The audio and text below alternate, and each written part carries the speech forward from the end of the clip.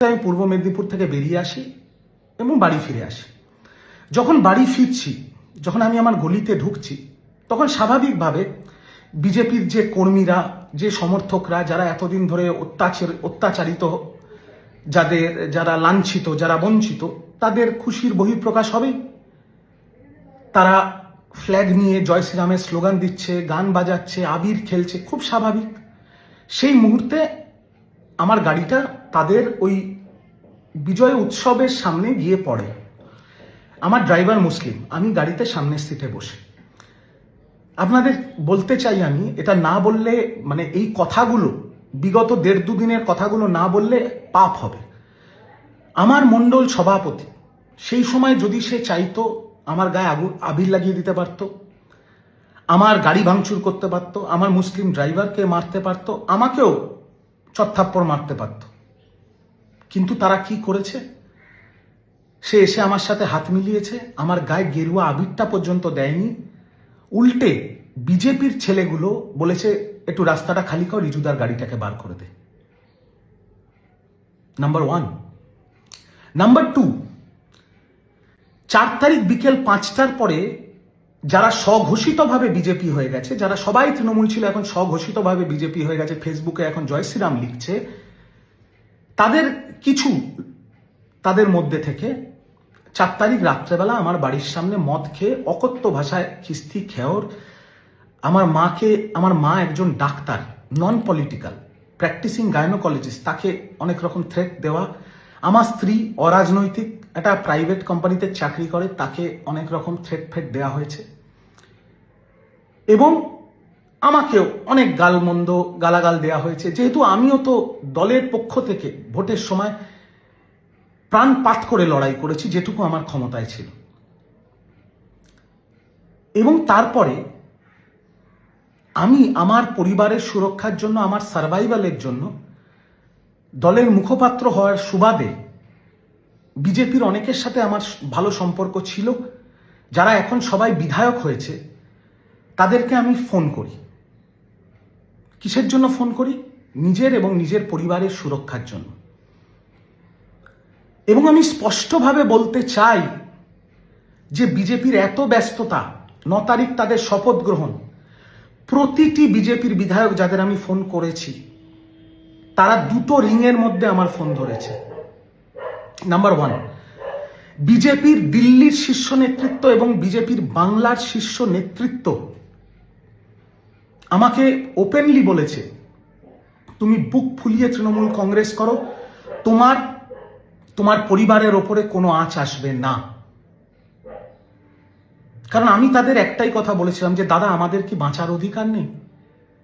আমরা বিরোধী দল করি, এখন আমরা তৃণমূল কংগ্রেস করি, আমি তৃণমূলের মুখপাত্র, কিন্তু আমার কি বাঁচার অধিকার নেই? আমাদের কি বেসিক সম্মানটুকু থাকবে না? আমাদের জীবন জীবিকা, আমাদের চাকরি, সেটাও কি আপনারা কেড়ে নেবেন? তাহলে বলুন, আমরা সুইসাইড করে নিচ্ছি। তখন বিজেপির সর্বস্তরের দিল্লি এবং বাংলার শীর্ষস্থানীয় নেতৃত্ব, আমি তাদের নামটা নিচ্ছি না, তারা এক কথায় বলেছে, তোমার ওপরে বা তোর ওপরে কোনো রকম প্রবলেম হলে আমাকে ফোন করবি। এবং তারা বারংবার হোয়াটসঅ্যাপে খোঁজ পর্যন্ত নিয়েছে, কোনো প্রবলেম হয়নি তো? এটা যদি আমি না বলি, আমি পাপ করব।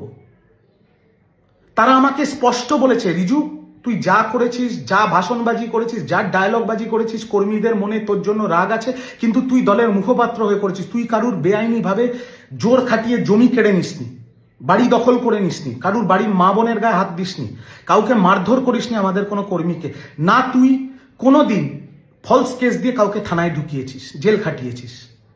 সেই জন্য আমরা কথা দিচ্ছি, তোর বা তোর পরিবারের ওপরে কোনো আঁচ লাগবে না।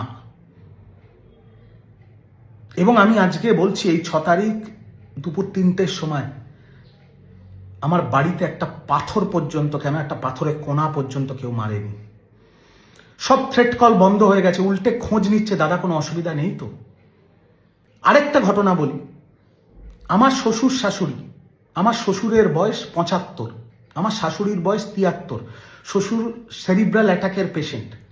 এই স্বঘোষিত বিজেপি যারা হয়েছে, বিকেল 4টের পর গেরুয়া আবির নিজের মুখে লাগিয়ে, এরকম কিছু লোক গিয়ে আমার 75 বছর বয়সী শ্বশুরকে চপথাপ্পড় মারে। আমি নাম করে বলছি, সেই সময় আমাদের বাঁচানোর কেউ নেই, কেউ আমার ফোন ধরেনি, আমার কোনো শীর্ষ নেতৃত্ব। আমি তখন বিজেপির একটি নেতাকে ফোন করি, নাম করে বলছি, রাজর্ষি লাহিড়ী, সজল ঘোষ। তারা বলেছে দেখে নিচ্ছি।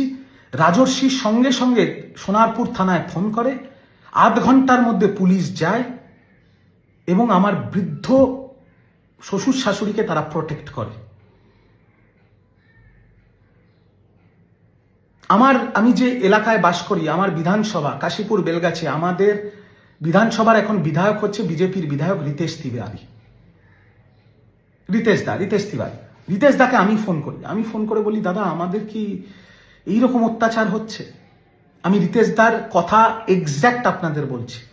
বলছে, শোনো রিজু, তুমি কাশীপুর বেলগাছি কোনোদিন কোনো অত্যাচার করনি, কোনোদিন কোনো তোলাবাজি করনি, তোমার গায়ে হাত দেওয়ার আগে আমার গায়ে হাত দিতে হবে। শুধু তাই নয়, আমার বাড়িতে আমার মণ্ডলের জেনারেল সেক্রেটারি আনন্দ, নাম করে বলছি, আমার বাড়িতে এসছে। আমার জেলা, যে জেলায় আমি থাকি উত্তর কলকাতা, সেই জেলার বিজেপির শাখা সংগঠনের জেনারেল সেক্রেটারি অমিত আমার বাড়িতে এসছে, আমার সাথে বসে চা খেয়েছে, গল্প করেছে, আমার এই তৃণমূলের অফিসে বসে। এবং তারা আমাকে বলেছে, দাদা আমি কথা দিচ্ছি তোমার গায়ে একটা আঁচ আসবে না, তোমার পরিবারের গায়ে একটা আঁচ আসবে না, তুমি মন খুলে তৃণমূল কংগ্রেস করো, গঠনমূলক রাজনীতি করো। শুধু তাই নয়, রিতেশ দা, আমি যে থানার অন্তর্গত আমার বাড়ি, সেই থানার ওসিকে বলে দেওয়ার পর একজন না, দুজন না, 5টা বাইকে 10 জন অফিসার আমার বাড়িতে এসছে এবং এসে বলেছে, দাদা তোমার বাড়িটা চিনে গেলাম। সবকটা অফিসার, তাদের অধিকাংশ, যেহেতু আমি কারোর সাথে কোনোদিন ব্যক্তিগত স্তরে খারাপ ব্যবহার করিনি, তাদের পার্সোনাল নম্বর দিয়ে গেছে এবং যারা আমার বাড়ির সামনে নব্য স্বঘোষিত বিজেপি, যারা 4 তারিখ সকাল 11টা অবধি তৃণমূল ছিল, 4 তারিখ বিকেল 5টার পরে বিজেপি, তাদেরকে চিহ্নিত করে তাদের বাড়িতে গিয়ে তাদের যা বলার বলেছে এবং তাদের বাড়ি যদি অন্য থানার অন্তর্গত থাকে, সেই থানার অফিসারকেও বলেছে যে রিজু দত্তের বাড়ির সামনে যেন এরা না যায়। বিজেপির এই সৌজন্য, বিজেপির এই উদারতার জন্য আমি বিজেপির কাছে চিরকৃতজ্ঞ। শুধু তাই না, আরো শুনুন, আমাদের তৃণমূলের কর্মীরা যারা দখলদারি করেনি, যারা তোলাবাজি করেনি, যারা মানুষের সাথে দুর্ব্যবহার, মারধর এগুলো করেনি, তারাও এই মারপিটের মধ্যে, এই রাগের বহিঃপ্রকাশের মধ্যে পড়ে গিয়ে অনেকের বাড়িতে আক্রমণ হয়েছিল, ইত্যাদি ইত্যাদি হয়েছিল। আমি বিজেপির নেতৃত্বকে ফোন করে জানাই ব্যাপারগুলো এবং তারা লোক পাঠিয়ে তাদের বাড়ি যাতে ভাঙচুর না হয়, আমাদের তৃণমূল কংগ্রেসের কর্মীদের রক্ষা করেছে। এটা যদি না আমি বলি আমার পাপ লাগবে, আমি বেঈমান। তার সাথে আমি এটাও বলতে চাই যে দলের হয়ে প্রাণপাত করে প্রচার করার সময় দলের মুখপাত্র হিসেবে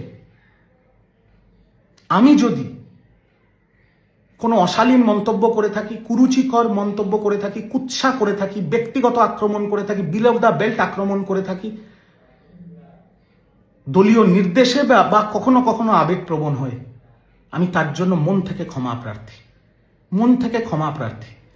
কারণ বিজেপি যে সৌজন্য দেখিয়েছে, বিজেপি যে উদারতা দেখিয়েছে, বিজেপি যে প্রোটেকশন, তৃণমূল কংগ্রেসের মুখপাত্র যে সবচেয়ে ভোকাল ছিল বিজেপির নেতৃত্ব এবং বিজেপির বিরুদ্ধে, তাকে যে প্রোটেকশন দিয়েছে, যে সহযোগিতা তার সাথে করেছে, এটা এই ঋণ আমি জানি না আমি শোধ করতে পারবো কিনা। শুধু তাই নয়, বিজেপির দিল্লি এবং বাংলার শীর্ষ নেতৃত্বরা আমাকে বলেছে বুক ফুলিয়ে তৃণমূল কংগ্রেস করো। আমি কিন্তু গায়ে গেরুয়া আবির লাগিয়ে জয় শ্রীরাম বলিনি ফেসবুকে। আমি এখনো এই যে ভিডিওটা করছি, পেছনে তৃণমূল কংগ্রেসের স্টিকার আছে। আমি হাঁড়ি ছড়িয়ে তৃণমূল কংগ্রেস করিনি, উল্টে তৃণমূল কংগ্রেস করতে গিয়ে আমার দেনা হয়ে গেছে। আমি এমএলএও নয়, আমি এমপিও নয়, আমি কাউন্সিলরও নয়, আমি সামান্য একটা মুখপাত্র মাত্র। আমি বাড়ি, ঘরদোর, অট্টালিকা, রেঞ্জ রোভার গাড়ি, বিএমডাব্লিউ, মার্সিডিস কিচ্ছু নেই আমার। আমার যে গাড়িটা আমি ব্যবহার করি সবাই চেনে, বিজেপিও চেনে, তৃণমূলও চেনে, সেটা 12 বছর পুরনো একটা গাড়ি, XUV 500, সবাই জানে।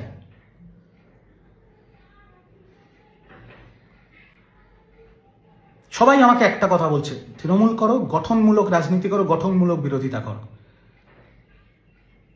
তৃণমূলের প্রতিটা জনপ্রতিনিধি, আমি আর নাম করে তাদের লজ্জা দেব না, প্রতিটা জনপ্রতিনিধি বিজেপির প্রতিটা নেতাকে ফোন করে সারেন্ডার করে দিয়েছে, বলেছে ইমিডিয়েট তারা বিজেপি জয়েন করতে চায়।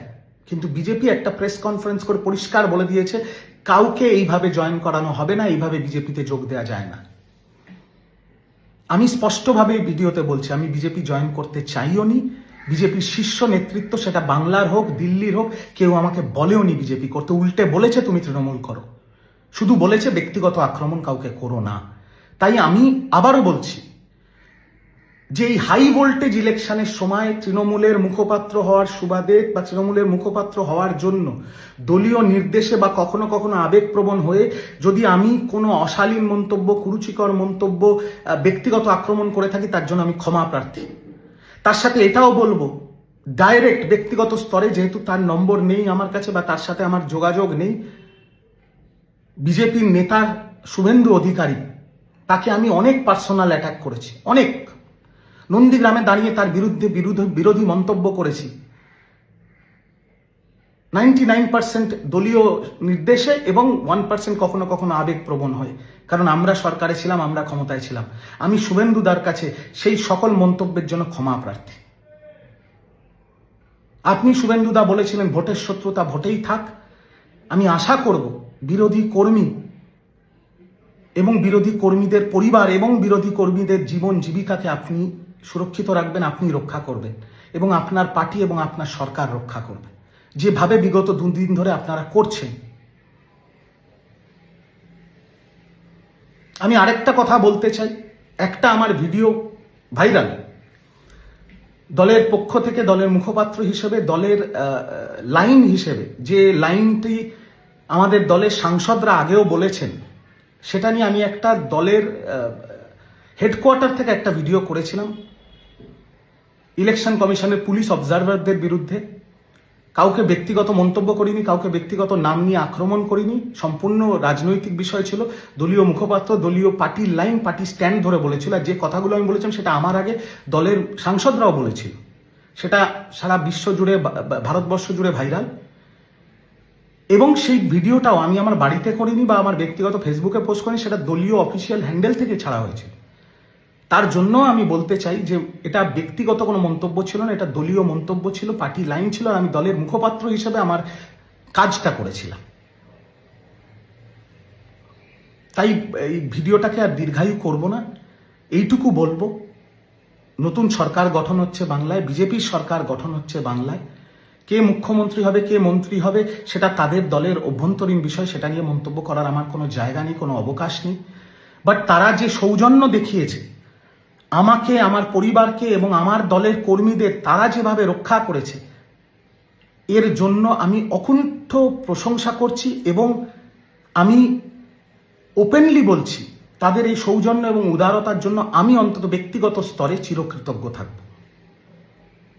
আমি আশা করব আপনারা আরো শক্ত হাতে এই ব্যবস্থাটা নেবেন, যাতে তৃণমূলের যেখানে যেখানে পার্টি অফিস পুড়িয়ে দেওয়া হচ্ছে বা যেখানে অত্যন্ত অত্যাচার করা হচ্ছে, সেগুলো আপনারা কড়া হাতে দমন করবেন, সেগুলো বন্ধ করবেন। দয়া করে বিরোধী কর্মী যারা আছে তাদের আপনারা রক্ষা করুন, যেভাবে আমাকে ব্যক্তিগত স্তরে আপনারা রক্ষা করেছেন এবং আমার কথায় কিছু কর্মীদের রক্ষা করেছেন। সমগ্র বিরোধী কর্মীদের আপনারা রক্ষা করুন, তাদের জীবন জীবিকা রক্ষা করুন, কারণ বাঁচার অধিকার সবার আছে, আর আমার দৃঢ় বিশ্বাস আপনারা সেটা করবেন। আমি জাস্ট এই অনুরোধটুকু আপনাদের সামনে রাখলাম। বাকি নতুন সরকার আসছে, তারা যে প্রতিশ্রুতি দিয়েছে, আশা করব সেই প্রতিশ্রুতিগুলো সবকটা অক্ষরে অক্ষরে তারা পূরণ করবে। বাংলা ভালো থাকবে, বাঙালি ভালো থাকবে। তাই আপনাদের নতুন সরকার গঠন এবং নতুন মুখ্যমন্ত্রী যেই হোক না কেন, সেটা আপনাদের সিদ্ধান্ত। আগাম শুভেচ্ছা রইল। দয়া করে বিরোধী কর্মীদের রক্ষা করবেন, এই হিংসাটা আরো কড়া হাতে দমন করুন, যাতে কারোর জীবন জীবিকা নষ্ট না হয়, আর বিরোধীদের সুরক্ষা দিন, তাদের জীবন জীবিকাকে সুরক্ষা দিন। এই অনুরোধটুকু রইল তৃণমূল কংগ্রেসের একটি অত্যন্ত সাধারণ কর্মীর তরফ থেকে।